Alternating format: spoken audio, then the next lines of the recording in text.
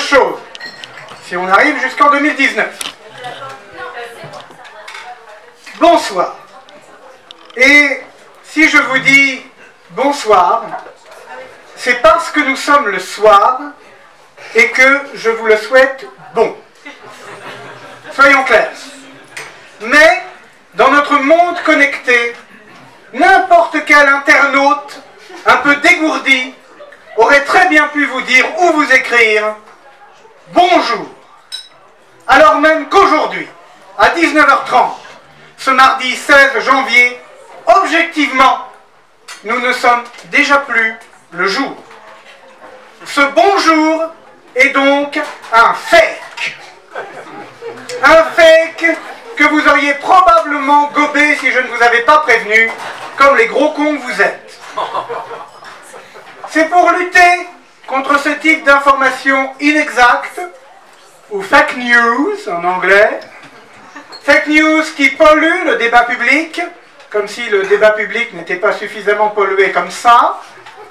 C'est pour cela que le président Macron lui-même m'a demandé, personnellement, à moi, Jean-Guy de Droit, professeur d'information à l'université de Buxerolles 4, Maison des Projets, de vous aider, à l'aide d'exemples précis et concrets, à démêler le vrai du faux, et à savoir discerner les hoax, c'est-à-dire les informations pourries, des vraies infos véritables, vérifiées, garanties vraies sur la vie de ta mère, et distillées par des journalistes professionnels travaillant dans des rédactions de toute première bourre, à savoir les rédactions d'Aujourd'hui en France, de Gala et de Super Pif Géant.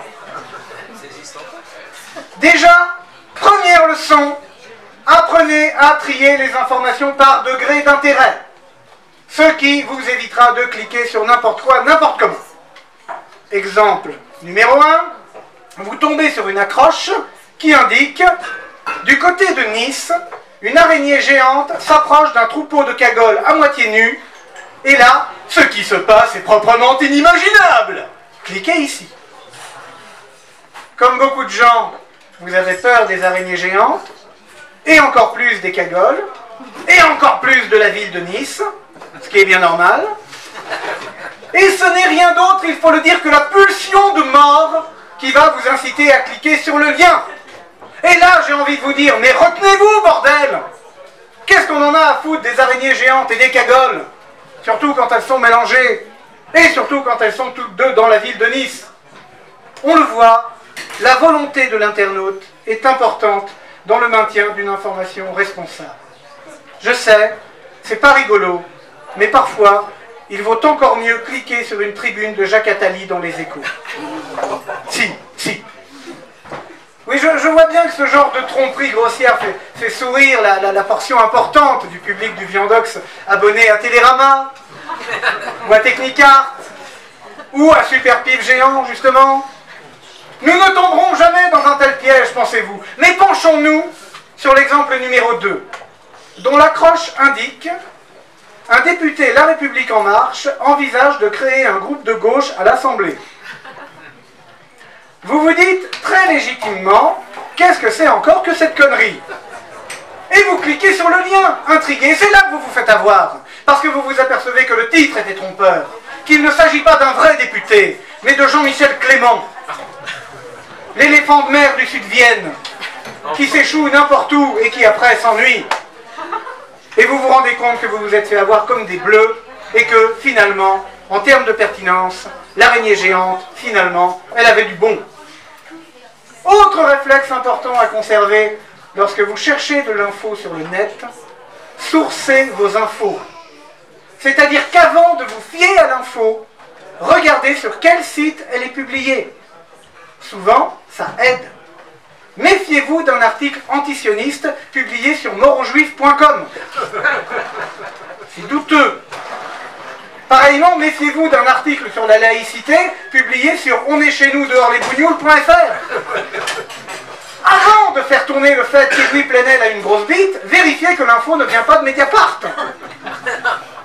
Et encore plus, méfiez-vous d'une recette de panais bouilli publiée publié sur les bonnes recettes de cécileduflo.com, ça peut finir par faire de vous un radicalisé de la bidoche.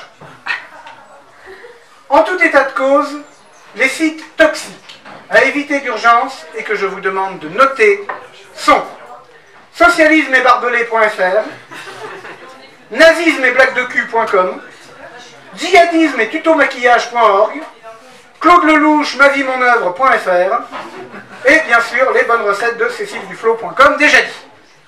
Méfiez-vous aussi des sites complotistes qui voient le mal partout, comme les Illuminati ont mangé ma mère.com, les francs-maçons sont tous portugais.fr ou au secours Cécile Duflo veut me faire manger des légumes.com. Dernier point et le plus important, comment distinguer sur un site d'information reconnu, qui a pignon sur rue, genre Le Monde, Libération, Parisien, la véritable info de la fausse information. C'est pas facile, surtout ces derniers temps. Par exemple, si vous lisez l'accroche suivante, du côté de Nice, Donald Trump s'approche d'un troupeau de cagoles à moitié nus, et là, ce qui se passe est proprement inimaginable. Eh bien, contrairement à tout ce que je vous ai dit précédemment, il y a de fortes chances pour que cette information soit vraie.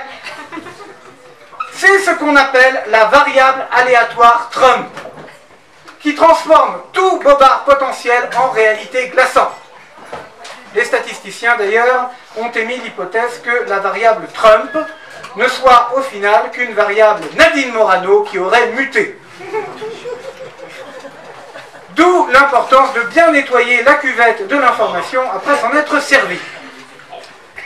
Enfin, se pose la question fondamentale, la plus dérangeante, celle du conflit d'intérêts. Qui publie quoi et dans quel but? Il y a d'abord le conflit d'intérêts thématique, qui explique pourquoi on ne trouve pas de recettes véganes dans le chasseur français, et pourquoi Bertrand Cantat ne fera jamais la couverture de Cosette. Et puis, il y a le conflit d'intérêts politico-économique, dit aussi instinct de survie, qui explique pourquoi un journaliste ne va pas faire une enquête sur Vincent Bolloré dans un journal ou sur une chaîne détenue par Vincent Bolloré. Surtout s'il a des enfants et un loft. Et s'il fait ses courses à bio, c'est bon, parce que ça coûte. C'est pas possible de faire ça. C'est ce qu'on essaie d'expliquer depuis des mois à Raquel Garrido. Donc, si vous voulez une info sûre, lisez des journaux libres et sans publicité. C'est-à-dire Super Pif géant. Ah non, autant pour moi, ils mettent de la pub pour Ricard dedans. Enfin, si les infos, vraies ou fausses, vous dépriment vraiment, n'hésitez pas, pour garder confiance malgré tout dans le système médiatique, à fédéraliser les titres des journaux, ce qui les rendra plus digestes. Deux exemples. Ivre, virgule, du côté de Nice, Donald Trump s'approche d'un troupeau de cagoles à moitié nus, et là, ce qui se passe est proprement inimaginable. Et deuxième exemple, encore plus probant, Ivre, virgule, Jean-Michel Clément veut lancer un groupe parlementaire de gauche à l'Assemblée. Merci de votre attention et restez critiques.